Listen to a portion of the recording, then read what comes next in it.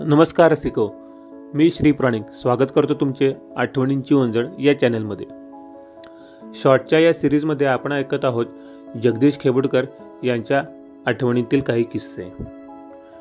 जगदीशजींनी आयुष्यात तमाशा कधीही पाहिला नाही, तरी सुद्धा एकापेक्षा एक अप्रतिम लावण्या मात्र त्यांनी लिहिल्या.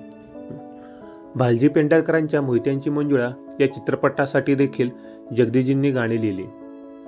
पुढे सुमारे 1962 साली भालजींनी एक नवा चित्रपट साधी माणसं तयार करायला घेतला. त्यासाठी गाणी सुद्धा ते स्वतःच लिहिणार होते, पण एका गाण्यावर येऊन मात्र त्यांची गाडी अडकली होती.